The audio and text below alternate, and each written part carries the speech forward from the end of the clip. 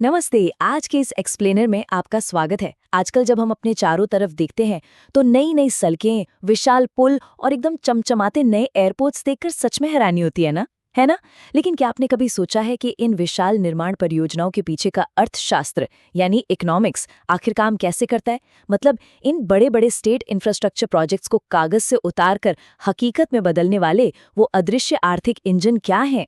आज हम इसी पर्दे के पीछे के खेल को डीकोड करने वाले हैं। तो चलिए बिना किसी देरी के शुरू करते हैं। आज के हमारे इस विश्लेषण का रोड मैप बहुत ही सिंपल है। हम शुरुआत करेंगे जमीनी स्तर पर हो रहे विकास की तेज रफ्तार से।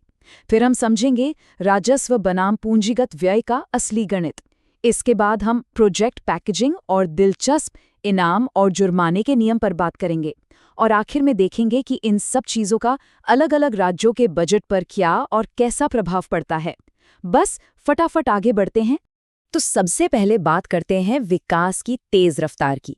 आजकल विकास को सिर्फ फाइलों या कागजों पर नहीं बल्कि हमारी घड़ियों में मापा जा रहा है।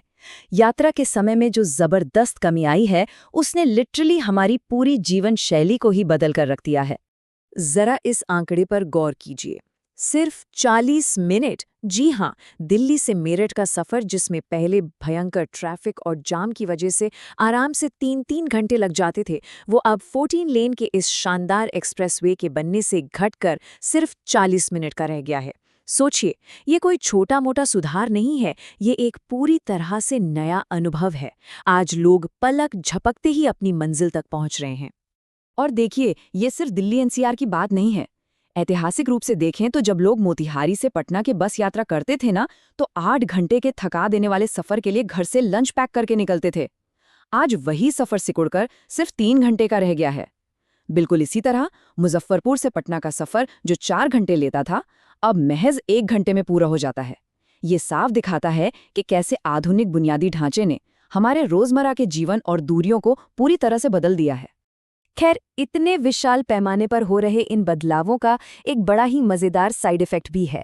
नए मेरठ एक्सप्रेसवे का स्केल इतना बड़ा है और उसकी रेलिंग इतनी ऊंची है कि अगर गाड़ी चलाते वक्त आपसे गलती से एक कट या एग्जिट छूट जाए तो कोई जुगाड़ नहीं चलेगा। आप ना बाएं मुड़ सकते हैं न दाएं, आपको सीधा जाना ही होगा और यू टर्न लेने के लिए डासना तक 25 किलोमीटर का लंबा चक्कर काटना पड़ सकता है। ये इस बात का पक्का सबूत है कि ये नए कैपिटल प्रोजेक्ट्स कितने विशाल हैं और इनमें कोई समझौता नहीं किया गया है। तो अब सबसे बड़ा सवाल ये उठता है कि रातों रात ये शानदार सड़कें और पुल बन कैसे रहे हैं। चलिए अब ईंट पत्थर की बातों से हटकर उस कोर इकोनॉमिक थ्योरी की तरफ बढ़ते हैं जो इन सारे प्रोजेक्ट्स को मुमकिन बनाती है। आइए इस अदृश्य आर्थिक इंजन को समझते हैं। असल में किसी भी राज्य के विकास की चाबी इन 2 खर्चों में छिपी है। पहला है रेवेन्यू एक्सपेंडिचर यानी राजस्व व्यय। ये वो पैसा है जो सरकार हर महीने खर्च करती है, जैसे सरकारी कर्मचारियों की सैलरी। इससे लोगों को फायदा तो होता है, लेकिन राज्य में कोई नया ढांचा या एसेट नहीं बनता। और दूसरी तरफ है कैपिटल एक्सपेंडिचर यानी पूंजीगत व्यय। यही वो जादुई फंड है जिससे सड़कें, एयरपोर्ट्स और पुल बनते हैं। इसका फायदा पूरे राज्य को लंबे समय तक मिलता है। अब आप ही सोचिए, अगर कोई सरकार अपना सारा बजट सिर्फ रेवेन्यू एक्सपेंडिचर यानी सैलरी और भत्तों में उड़ा दे, तो उस राज्य में कभी कोई नया इंफ्रास्ट्रक्चर बन ही नहीं पाएगा, है ना? लेकिन यहाँ एक बहुत बड़ी रुकावट है। कैपिटल एक्सपेंडिचर किसी भी राज्य के विकास के लिए जरूरी तो बहुत है, लेकिन इसे लागू करना प्रशासकों के लिए एक भयंकर चुनौती होती है।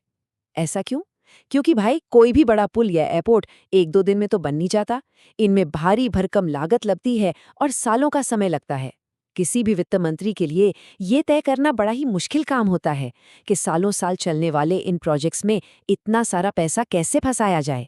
तो फिर इस टाइमलाइन की प्रॉब्लम को कैसे सॉल्व किया जाए? यहीं पर प्रशासन का एक बड़ा ही स्मार्ट जुगाड़ या कह लीजिए एक चतुर रणनीति काम आती है। उत्तर प्रदेश जैसे राज्यों में इस टाइमलाइन की समस्या को सुलझाने के लिए एक जबरदस्त तरीका निकाला गया है। चलिए देखते हैं। इसे कहते हैं पैकेजिंग स्ट्रैटेजी। अब जरा सोचिए, अगर आपको 100 किलोमीटर की सड़क बनानी है और आप एक सिरे से काम शुरू करते हैं, तो जब तक आप आखिरी सिरे पर पहुंचेंगे, पहला सिरा तो टूट चुका होगा। इसलिए इस पूरे काम को छोटे छोटे पैकेजों में बांट दिया जाता है। 100 किलोमीटर को 10-10 किलोमीटर के 10 हिस्सों में तोड़ दिया। फिर 10 अलग-अलग ठेकेदार टीमों को ये काम सौंप दिया गया। मशीनरी और क्वालिटी का स्टैंडर्ड सब जगह एक जैसा रखा गया और फिर बूम, सभी हिस्सों पर एक साथ काम शुरू। इस एक तरीके से दशकों का काम सच में कुछ ही सालों में निपट जाता है। अब काम को पैकेजों में बांट तो दिया, लेकिन ठेकेदार इसे समय पर ही पूरा करेंगे, इसकी क्या गारंटी है? चलिए अब उस आक्रामक वित्तीय रणनीति को देखते हैं जो इन प्रोजेक्ट्स को टाइम पर खत्म करने के लिए मजबूर कर देती है। यहाँ आता है असली गेम चेंजर, इनाम और जुर्माने का नियम। रूल बिल्कुल सीधा और सख्त है। अगर कोई कंपनी डेडलाइन से पहले प्रोजेक्ट पूरा कर लेती है तो उसे हर दिन 5 लाख रुपए का इनाम मिलता है। जरा हिसाब लगाइए, अगर 10 दिन पहले काम खत्म किया तो सीधे 50 लाख का एक्स्ट्रा प्रॉफिट। लेकिन, और ये बहुत बड़ा लेकिन है, अगर डेडलाइन के बाद एक भी दिन की देरी हुई तो सीधा 20 लाख रुपए रोज का भारी भरकम जुर्माना ठोक दिया जाता है। अब आप खुद सोचिए, इन कड़े नियमों की वजह से कोई भी कंस्ट्रक्शन कंपनी जुर्माना भरने का रिस्क क्यों लेगी? वो जी जान लगाकर काम को तेजी से पूरा कर ही लेते हैं। तो हमने इकोनॉमिक्स और स्ट्रैटेजी को तो समझ लिया। अब इस पूरी थ्योरी को जमीनी हकीकत से जोड़ते हैं और देखते हैं कि इन सब चीजों का अलग-अलग राज्यों के बजट पर असल में क्या इम्पैक्ट पड़ता है। इस फर्क को समझने के लिए जरा इस एक बात पर गौर कीजिए।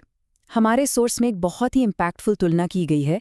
दिल्ली एयरपोर्ट का वो आइसोलेशन एरिया जहां सिर्फ खराब और टूटे हुए जहाज़ों को डंप किया जाता है, वो पूरे के पूरे पटना एयरपोर्ट से भी बड़ा है।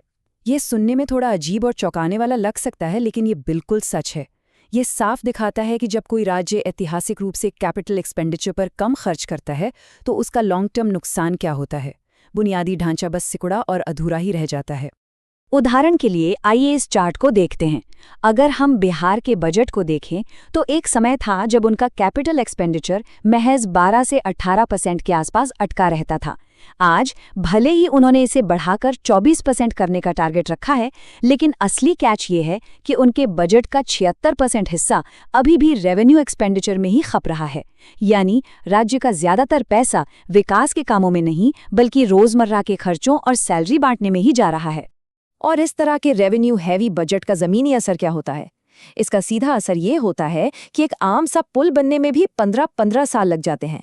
हाँ, पटना मरीन ड्राइव या अशोक राजपथ का डबल डेकर प्रोजेक्ट जैसे कुछ एक्सेप्शन जरूर हैं जो तेजी से बन रहे हैं, लेकिन ये अपवाद हैं, कोई आम नियम नहीं।